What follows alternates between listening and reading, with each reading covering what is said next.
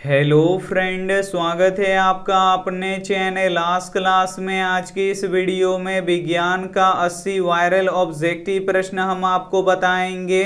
और ये जो 80 वायरल ऑब्जेक्टिव प्रश्न है ये आपके फाइनल बोर्ड परीक्षा के लिए काफ़ी महत्वपूर्ण हैं। और इस 80 वायरल ऑब्जेक्टिव प्रश्न में से बहुत सारे प्रश्न आपके फाइनल बोर्ड परीक्षा में आने वाले हैं, तो एक भी प्रश्न आप लोग स्किप मत कीजिएगा। वीडियो को प्लीज़ आप लोग शुरू से लेके अंत तक देखिएगा। और इसका पीडीएफ भी हम आपको बिल्कुल फ्री में देंगे।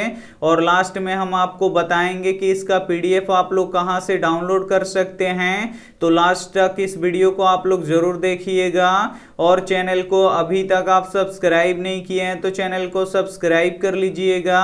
और सब्सक्राइब करने के बाद एक बेल आइकन आता है तो बेल आइकन को दबा के ऑल पे कर लीजिएगा, ताकि जब भी लाइव क्लास हो तो आपके पास नोटिफिकेशन पहुंचता रहे। तो आइए शुरू करते हैं पहले नंबर प्रश्न से। तो पहला नंबर प्रश्न है कि लेंस का आवर्धन m किसके बराबर होता है। यहाँ पे आपको बताना है कि लेंस का आवर्धन m किसके बराबर होता है। तो ये v/u के बराबर होता है। यहाँ पे डी वाला ऑप्शन बिल्कुल ही सही हो जाएगा। और लेंस का आवर्धन का SI मात्रक कुछ भी नहीं होता है, ये मात्रक विहीन होता है। तो ये भी साथ में आपको याद रखना है। आइए देखते हैं अगला प्रश्न। दो नंबर प्रश्न है कि रासायनिक अभिक्रिया के दौरान ऑक्सीजन का योग क्या कहलाता है। काफी महत्वपूर्ण प्रश्न है। यहाँ पे आपको बताना है कि रासायनिक अभिक्रिया के दौरान ऑक्सीजन का योग क्या कहलाता है। तो उपचयन कहलाता है। यहाँ पे ए वाला ऑप्शन बिल्कुल ही सही हो जाएगा। और रासायनिक अभिक्रिया के दौरान ऑक्सीजन का ह्रास क्या कहलाता है। तो अपचयन कहलाता है। तो ये भी साथ में आपको याद रखना है। आइए देखते हैं अगला प्रश्न। तीन नंबर प्रश्न है कि निर्गत किरण और अभिलंब के बीच बने कोण को क्या कहते हैं। यहाँ पे आपको बताना है कि निर्गत किरण और अभिलंब के बीच बने कोण को क्या कहते हैं। तो निर्गत कोण कहते हैं। यहाँ पे सी वाला ऑप्शन बिल्कुल ही सही हो जाएगा। और क्रांति कोण का मान कितना डिग्री होता है। तो 90 डिग्री का होता है। तो ये भी साथ में आपको याद रखना है। आइए देखते हैं अगला प्रश्न। 4 नंबर प्रश्न है कि सिल्वर क्लोराइड का रंग कैसा होता है। काफी महत्वपूर्ण प्रश्न है ये आपके बोर्ड परीक्षा के लिए। यहाँ पे आपको बताना है कि सिल्वर क्लोराइड का रंग कैसा होता है। तो श्वेत होता है, इसे आपको याद रखना है। यहाँ पे ए वाला ऑप्शन बिल्कुल ही सही हो जाएगा। और सिल्वर क्लोराइड को हम जब सूर्य की प्रकाश की उपस्थिति में छोड़ते हैं तो सिल्वर प्राप्त होता है। तो ये भी साथ में आपको याद रखना है। आइए देखते हैं अगला प्रश्न। 5 नंबर प्रश्न है कि लेंस के कितने फोकस होते हैं। यहाँ पे आपको बताना है कि लेंस के कितने फोकस होते हैं। तो लेंस के 2 फोकस होते हैं, इसे आपको याद रखना है। यहाँ पे ए वाला ऑप्शन बिल्कुल ही सही हो जाएगा। और लेंस की क्षमता का SI मात्रक डायोप्टर होता है। तो इसे भी साथ में आपको याद रखना है। आइए देखते हैं अगला प्रश्न।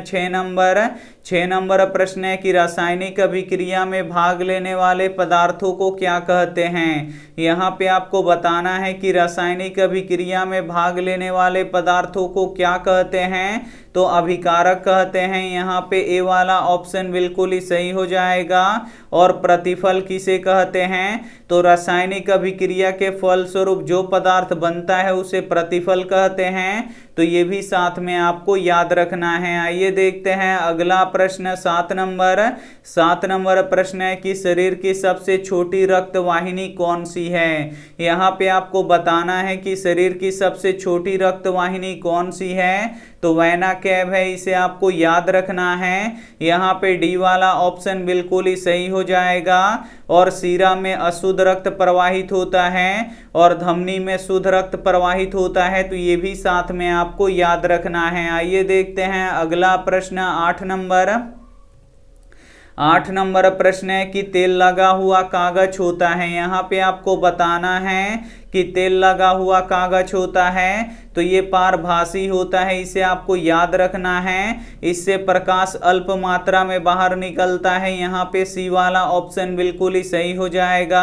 और अपारदर्शी क्या होता है, तो जिससे आर पार दिखाई नहीं देता है उसे अपारदर्शी कहते हैं। और पारदर्शी किसे कहते हैं, तो जिससे आर पार दिखाई देता है उसे पारदर्शी कहते हैं। तो ये भी साथ में आपको याद रखना है। आइए देखते हैं अगला प्रश्न 9 नंबर प्रश्न है कि निम्न में से कौन ऑक्सीकरण की क्रिया नहीं है। इसमें से आपको बताना है कि कौन ऑक्सीकरण की क्रिया नहीं है। तो ऑक्सीकरण की क्रिया में ऑक्सीजन जुड़ता है, तो जो दहन की क्रिया होती है इसमें ऑक्सीजन जुड़ता है, इसमें यहाँ पे ऑक्सीजन की जरूरत पड़ती है। श्वसन की क्रिया में भी ऑक्सीजन की जरूरत पड़ती है। भोजन का पचना जो होता है क्रिया, उसमें भी ऑक्सीजन की जरूरत पड़ती है, लेकिन अवक्षेपण में नहीं पड़ता है। तो यहाँ पे डी वाला ऑप्शन बिल्कुल ही सही हो जाएगा। ये देखते हैं अगला प्रश्न 10 नंबर प्रश्न है कि कोशिका का पावर हाउस किसे कहा जाता है। यहाँ पे आपको बताना है कि कोशिका का पावर हाउस किसे कहा जाता है, तो माइटोकॉन्ड्रिया को कहा जाता है। यहाँ पे ए वाला ऑप्शन बिल्कुल ही सही हो जाएगा। और कोशिका की आत्महत्या की थैली किसे कहा जाता है, तो लाइसोसोम को कहा जाता है। तो ये भी साथ में आपको याद रखना है। आइए देखते हैं अगला प्रश्न है 11 नंबर प्रश्न है कि दांत साफ करने वाले दंत मंजन होते हैं। यहाँ पे आपको बताना है कि दांत साफ करने वाले दंत मंजन होते हैं तो ये क्षारीय होते हैं, इसे आपको याद रखना है। यहाँ पे ए वाला ऑप्शन बिल्कुल ही सही हो जाएगा। और जब मुंह का पीएच मान 5.5 से कम होने लगता है तो हमारे जो दांत होते हैं ये खराब होने लगते हैं। तो ये भी साथ में आपको याद रखना है। आइए देखते हैं अगला प्रश्न 12 नंबर प्रश्न है कि तालाब का जल कम गहरा दिखाई देने का क्या कारण है। यहाँ पे आपको बताना है कि तालाब का जल कम गहरा दिखाई देने का क्या कारण है, तो प्रकाश का अपवर्तन है, इसे आपको याद रखना है।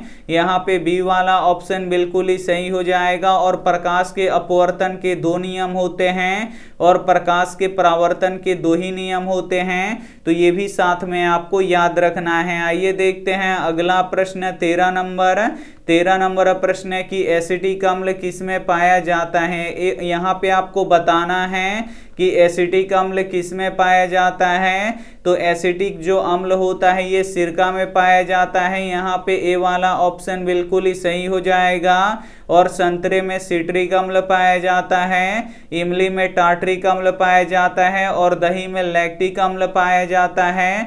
तो ये भी साथ में आपको याद रखना है। आइए देखते हैं अगला प्रश्न 14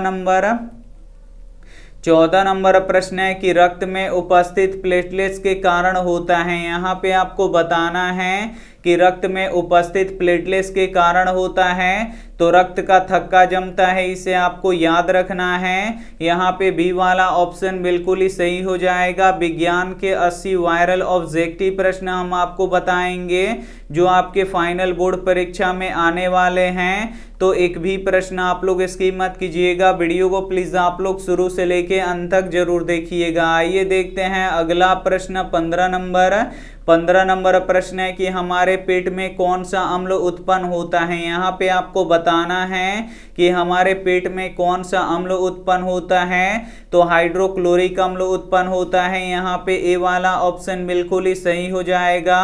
और बैटरी में किस अम्ल का उपयोग किया जाता है, तो सल्फ्यूरिक अम्ल का उपयोग किया जाता है। तो ये भी साथ में आपको याद रखना है। आइए देखते हैं अगला प्रश्न 16 नंबर प्रश्न है कि पौधों में टैनिन कहाँ संचित रहता है। यहाँ पे आपको बताना है कि पौधों में टैनिन कहाँ संचित रहता है, तो छालों में संचित रहता है। यहाँ पे बी वाला ऑप्शन बिल्कुल ही सही हो जाएगा। और टैनिन क्या होता है, तो ये पौधों का उत्सर्जी पदार्थ होता है। तो ये भी साथ में आपको याद रखना है। आइए देखते हैं अगला प्रश्न 17 नंबर प्रश्न है कि पुतली के साइज को नियंत्रित कौन करता है। यहाँ पे आपको बताना है कि पुतली के साइज को नियंत्रित कौन करता है, तो आइरिस करता है, इसे आपको याद रखना है। यहाँ पे बी वाला ऑप्शन बिल्कुल ही सही हो जाएगा। और तेज प्रकाश में जो पुतली की आकार होती है ये छोटी हो जाती है और बहुत ही कम प्रकाश में पुतली की आकार बड़ी हो जाती है, तो ये भी साथ में आपको याद रखना है। आइए देखते हैं अगला प्रश्न 18 नंबर। 18 नंबर प्रश्न है कि अम्लीय वर्षा के जल का पीएच मान कितना होता है। यहाँ पे आपको बताना है कि अम्लीय वर्षा के जल का पीएच मान कितना होता है, तो 5.6 से कम होता है। यहाँ पे बी वाला ऑप्शन बिल्कुल ही सही हो जाएगा।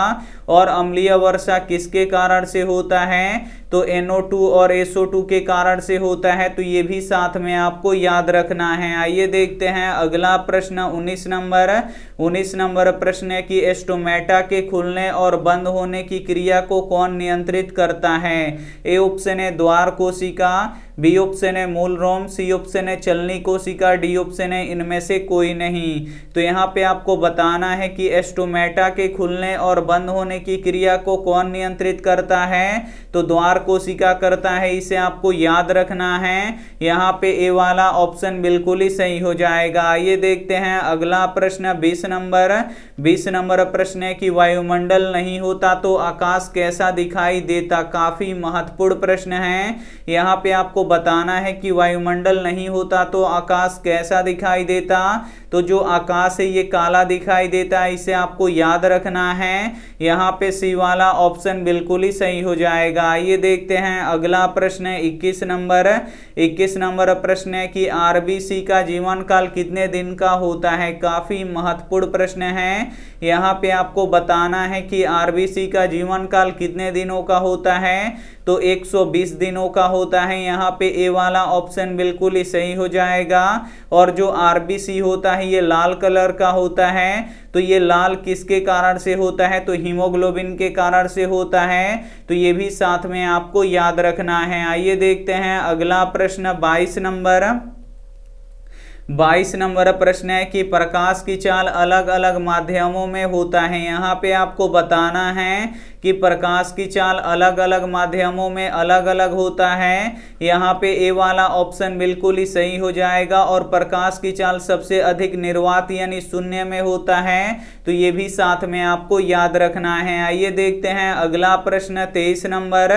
23 नंबर प्रश्न है कि एक अश्व शक्ति किसके बराबर होता है। यहाँ पे आपको बताना है कि एक HP यानी एक हॉर्स पावर, जिसे हिंदी में अश्व शक्ति बोला जाता है, तो यहाँ पे आपको बताना है कि एक HP किसके बराबर होता है, तो 746 वाट के बराबर होता है, इसे आपको याद रखना है। यहाँ पे सी वाला ऑप्शन बिल्कुल ही सही हो जाएगा। आइए देखते हैं अगला प्रश्न 24 नंबर। 24 नंबर प्रश्न है कि इंद्रधनुष में सबसे अंदर कौन सा रंग दिखाई देता है, तो इंद्रधनुष में सबसे अंदर बैगनी रंग दिखाई देता है। और बैगनी रंग का विचलन सबसे अधिक होता है। यहाँ पे बी वाला ऑप्शन बिल्कुल ही सही हो जाएगा। और इंद्रधनुष में सबसे बाहर लाल रंग दिखाई देता है और लाल रंग का विचलन सबसे कम होता है, तो ये भी साथ में आपको याद रखना है। आइए देखते हैं अगला प्रश्न 25 नंबर। 25 नंबर प्रश्न है कि पवन चक्की को चलने के लिए हवा की चाल कितना होना चाहिए, तो पवन चक्की को चलने के लिए हवा का चाल 15 किलोमीटर प्रति घंटा से अधिक का होना चाहिए। यहाँ पे ए वाला ऑप्शन बिल्कुल ही सही हो जाएगा। और पवन चक्कियों का देश किसे कहते हैं, तो डेनमार्क को कहते हैं, तो ये भी साथ में आपको याद रखना है। आइए देखते हैं अगला प्रश्न 26 नंबर। 26 नंबर प्रश्न है कि जीवाश्म ईंधन का उदाहरण निम्न में से कौन सा है। इसमें से आपको बताना है कि जीवाश्म ईंधन का उदाहरण कौन सा है, तो कोयला, लकड़ी, गोबर गैस, ये सभी जीवाश्म ईंधन का उदाहरण है। यहाँ पे डी वाला ऑप्शन बिल्कुल ही सही हो जाएगा। और जितना भी जीवाश्म ईंधन होता है ये ऊर्जा का अनवीकरणीय स्रोत होता है, तो ये भी साथ में आपको याद रखना है। आइए देखते हैं अगला प्रश्न 27 नंबर।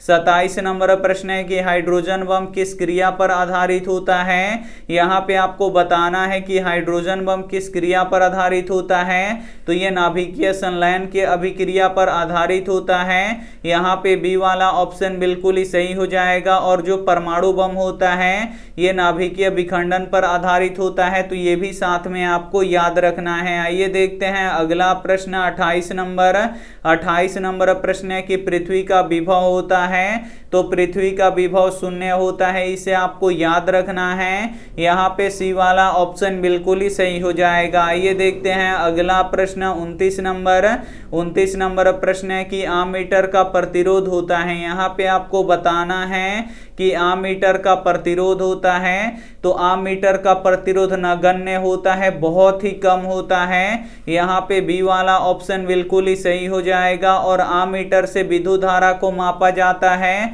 तो इसे भी साथ में आपको याद रखना है। आइए देखते हैं अगला प्रश्न 30 नंबर प्रश्न है कि विद्युत धारा की प्रबलता का एसआई मात्रक क्या होता है। यहाँ पे आपको बताना है कि विद्युत धारा की प्रबलता का एसआई मात्रक क्या होता है, तो एम्पियर होता है। यहाँ पे ए वाला ऑप्शन बिल्कुल ही सही हो जाएगा। आइए देखते हैं अगला प्रश्न 31 नंबर प्रश्न है कि खतरे के संकेत में किस रंग का उपयोग किया जाता है, तो खतरे के संकेत में लाल रंग का प्रयोग किया जाता है, क्योंकि जो लाल रंग होता है इसका तरंगदैर्घ्य सबसे अधिक होता है और ये सबसे कम फैलता है, इसलिए ये दूर से दिखाई देता है। इसलिए खतरे के संकेत में हम लाल रंग का उपयोग करते हैं। यहाँ पे सी वाला ऑप्शन बिल्कुल ही सही हो जाएगा। आइए देखते हैं अगला प्रश्न 32 नंबर प्रश्न है कि इंद्रधनुष किस दिशा में बनता है, तो जो इंद्रधनुष होता है ये हमेशा सूर्य के विपरीत दिशा में बनता है, इसे आपको याद रखना है। यहाँ पे बी वाला ऑप्शन बिल्कुल ही सही हो जाएगा। और इंद्रधनुष में 7 रंग होता है, तो ये भी साथ में आपको याद रखना है। आइए देखते हैं अगला प्रश्न 33 नंबर प्रश्न है कि निम्न में से कौन एक दहन की क्रिया है।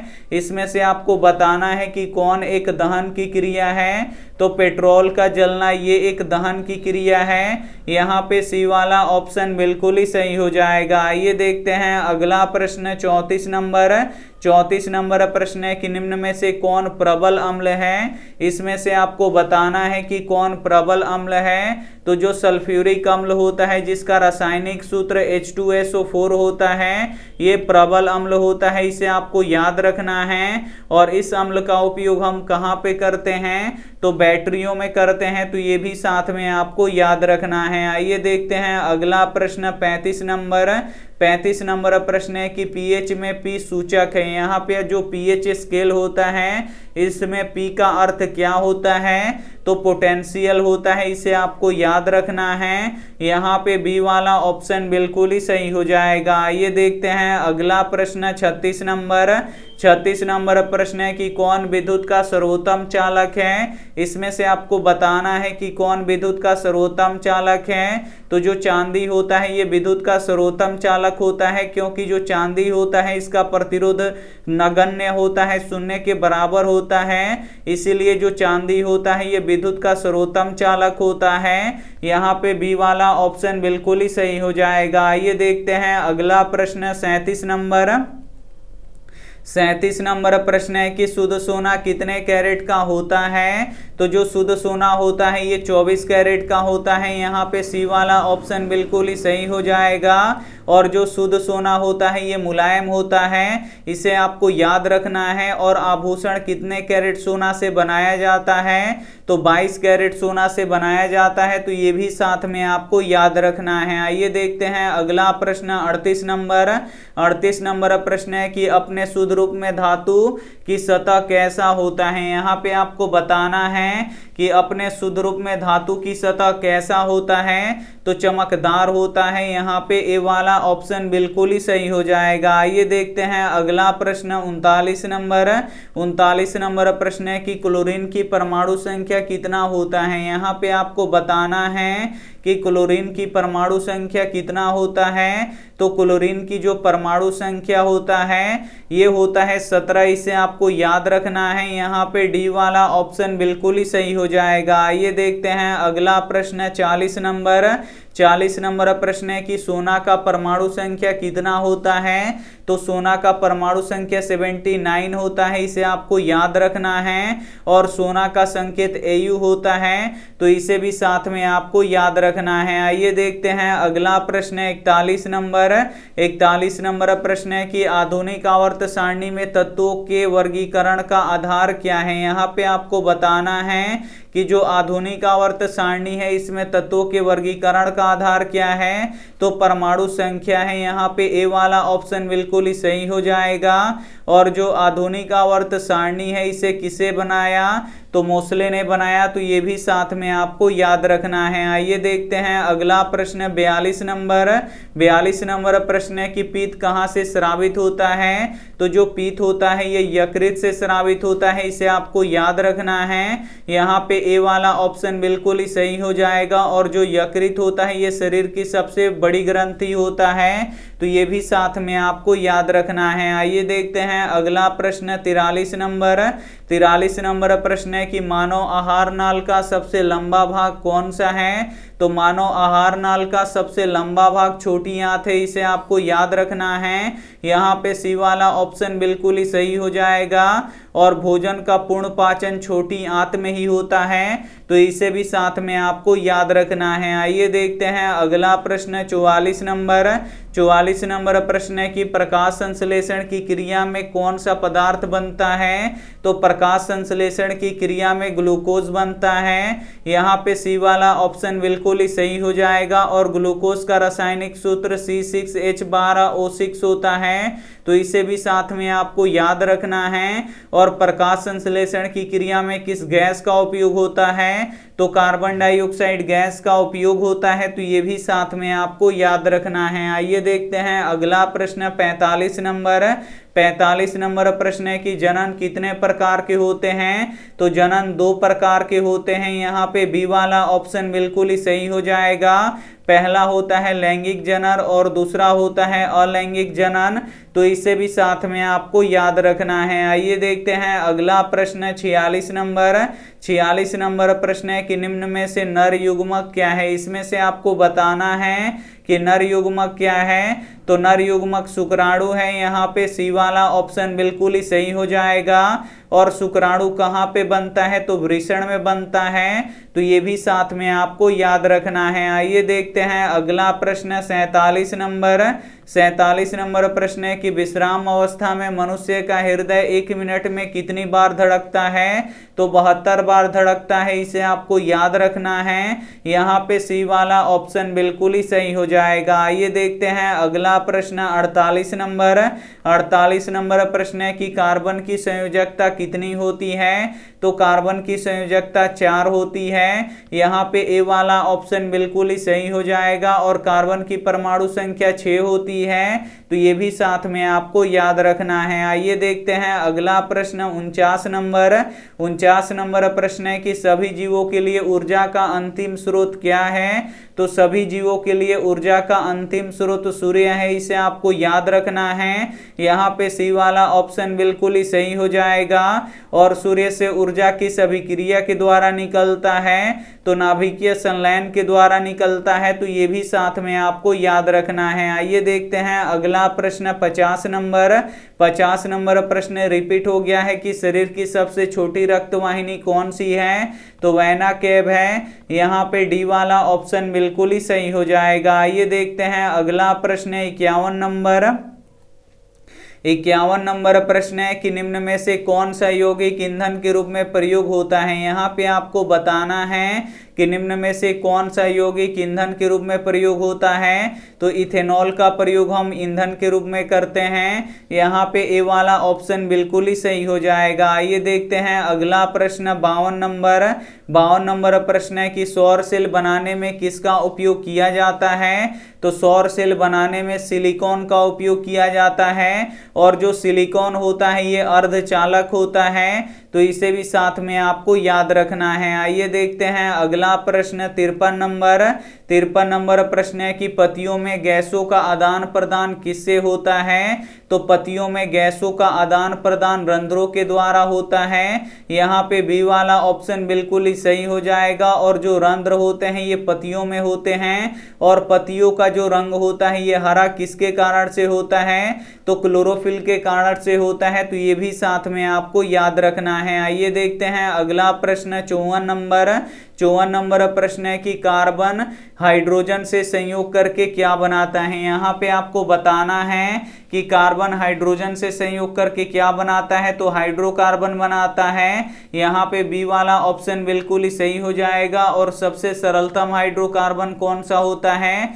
तो मीथेन होता है। तो ये भी साथ में आपको याद रखना है। आइए देखते हैं अगला प्रश्न 55 नंबर प्रश्न है कि गोबर गैस एक प्रकार की, तो जो गोबर गैस होती है ये एक प्रकार की बायोगैस होती है। यहाँ पे बी वाला ऑप्शन बिल्कुल ही सही हो जाएगा। और बायोगैस की मुख्य घटक क्या होता है? तो मीथेन गैस होता है। तो ये भी साथ में आपको याद रखना है। आइए देखते हैं अगला प्रश्न 56 नंबर प्रश्न है कि तिलचट्टा में कितने जोड़े श्वास रंध्र पाए जाते हैं? तो तिलचट्टा में 10 जोड़े श्वास रंध्र पाए जाते हैं। यहाँ पे बी वाला ऑप्शन बिल्कुल ही सही हो जाएगा।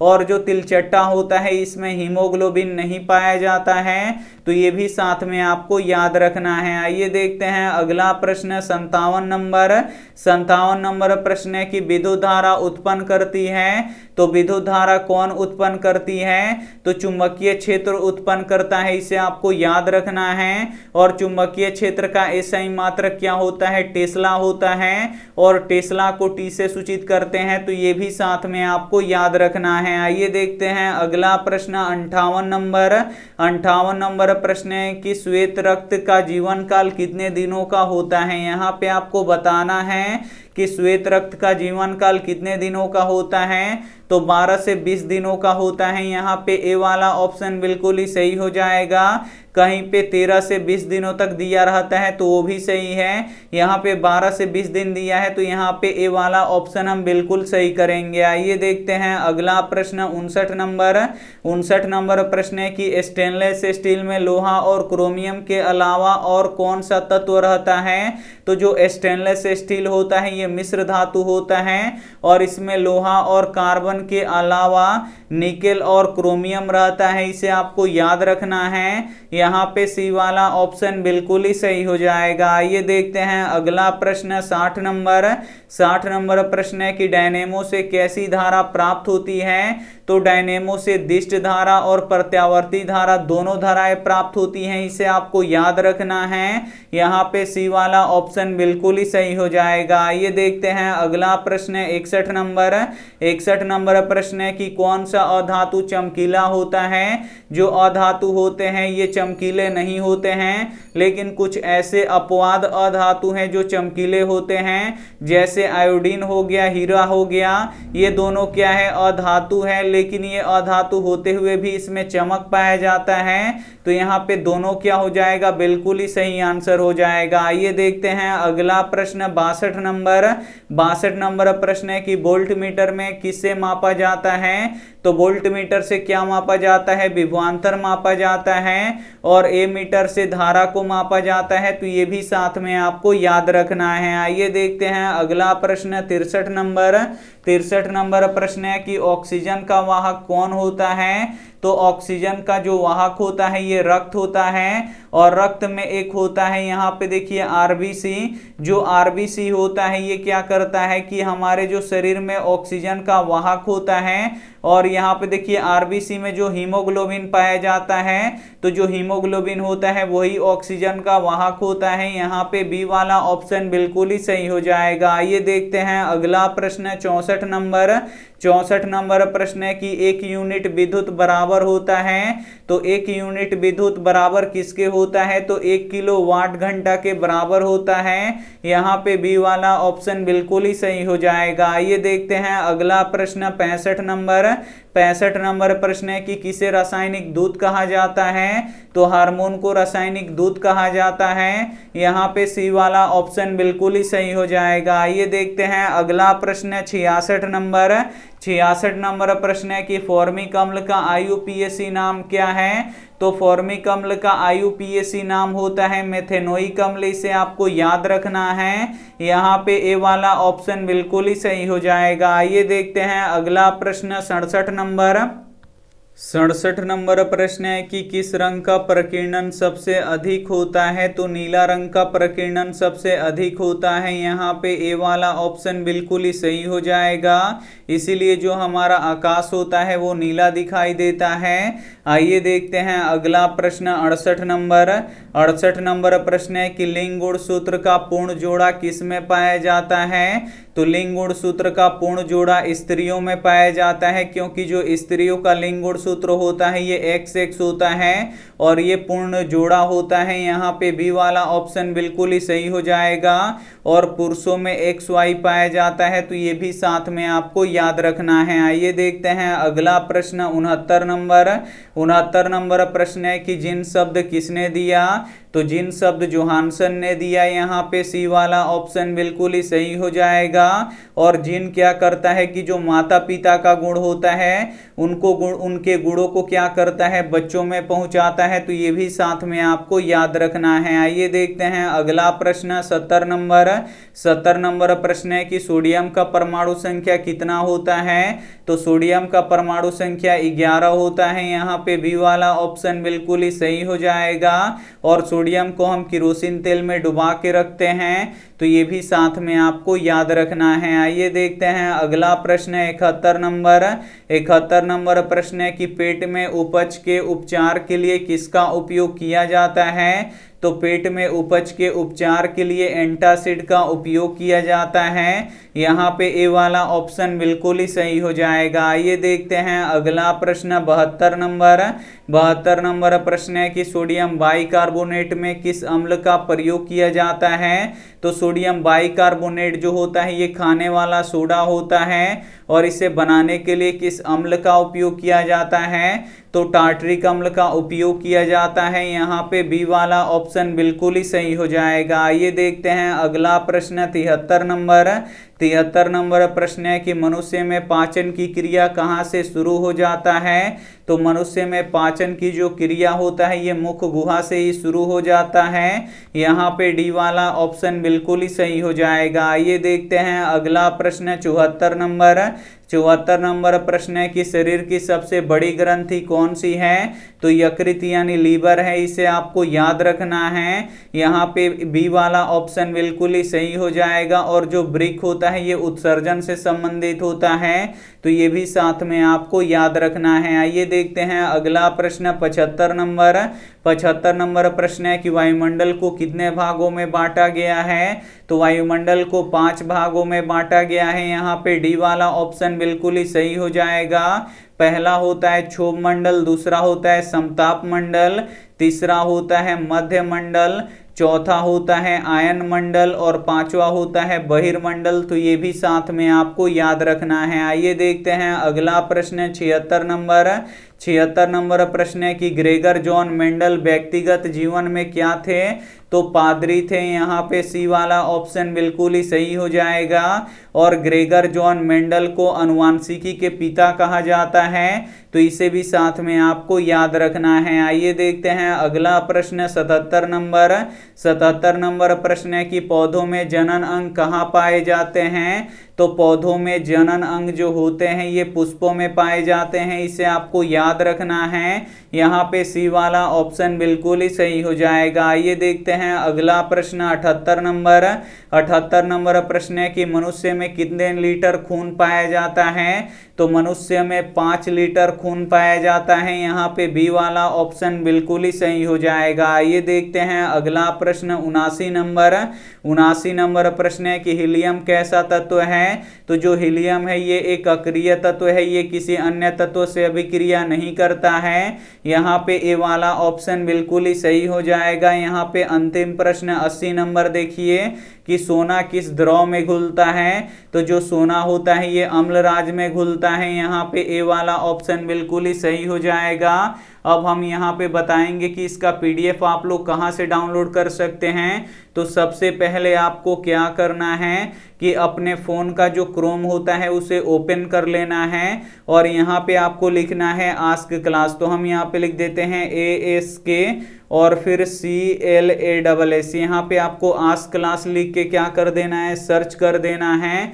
जैसे ही सर्च कीजिएगा यहाँ पे आप लोग देख सकते हैं आस्क क्लास होम लिखा हुआ आ गया। इस पे आपको क्लिक करना है तो आप हमारे ऑफिशियल वेबसाइट पे आ जाइएगा और यहाँ से आप लोग टेस्ट दे सकते हैं और यहाँ से आप पूछेगा कि क्या आप स्टूडेंट हैं, तो यहाँ पे आपको हाँ कर लेना है। उसके बाद यहाँ पे देखिए यहाँ पे टेस्ट है, तो टेस्ट पे क्लिक करके यहाँ पे देखिए आप लोग टेस्ट दे सकते हैं। यहाँ से देखिए 13 जनवरी का अभी टेस्ट चल रहा है, विज्ञान का 12 बजे दिन से चल रहा है। तो अगर अभी तक आप टेस्ट नहीं दिए हैं तो टेस्ट आप लोग दीजिए। यहाँ पे इतना सारा टेस्ट है, उसका आंसर भी बताता है, आप लोग टेस्ट भी दे सकते हैं। अब आइए हम आपको बताते हैं पीडीएफ कहाँ से डाउनलोड होगा। तो यहाँ पे देख सकते हैं डाउनलोड पीडीएफ लिखा हुआ है। तो इस पे आपको क्या करना है, क्लिक करना है और जैसे ही क्लिक कीजिएगा यहाँ पे देखिए आज का डेट लिखा हुआ है 13 जनवरी यानी 13/1/2022 और यहाँ पे विज्ञान वायरल प्रश्न और यहाँ पे डाउनलोड और यहाँ पे देखिए क्वेश्चन बैंक का सभी यहाँ पे पीडीएफ यहाँ पे अपलोड है, आप लोग डाउनलोड कर सकते हैं। तो यहाँ से देखिए विज्ञान का जो वायरल प्रश्न है जो अभी पढ़ा है उसको डाउनलोड करना है। तो यहाँ पे डाउनलोड पे आपको क्लिक कर देना है और जैसे ही आप लोग डाउनलोड पे क्लिक कीजिएगा यहाँ पे ये खुल जाएगा और इसको कुछ समय लगेगा खुलने में। और देखिए यहाँ पे ये खुल चुका है और इसका जो आंसर है वो हम रेड में कर चुके हैं। यहाँ पे आप लोग देख सकते हैं सभी का आंसर। अब इसे डाउनलोड करना है तो यहाँ पे देखिए डाउनलोड का यहाँ पे ऑप्शन दिख रहा है, यहाँ पे देखिए हमारा कर्सर यहाँ पे, बस इसी पे आपको क्लिक कर देना है। बस एक बार क्लिक कीजिएगा, यहाँ पे आपको डाउनलोड करके यहाँ पे देखिए डाउनलोड हो गया है। यहाँ पे इसे आप लोग खोल के पढ़ सकते हैं। अब ये देखिए आपको कहाँ मिलेगा, तो जो फ़ोन होता है उसका जो फाइल मैनेजर होता है, तो फाइल मैनेजर में जाइएगा तो उसमें डॉक्यूमेंट होगा, वहाँ पे ये पीडीएफ आपको मिल जाएगा डाउनलोड अगर आप लोग कर लिए होंगे तो उम्मीद करते हैं ये वीडियो आपको काफ़ी अच्छा लगा होगा। तो आप लोग जाइए और पीडीएफ डाउनलोड कीजिए। थैंक यू फॉर वॉचिंग और टेस्ट भी आप लोग जरूर दीजिएगा। थैंक यू फॉर वॉचिंग, मिलते हैं अगले वीडियो में, तब तक अपना ध्यान रखिए, मन लगा के पढ़ाई कीजिए। Take care and bye.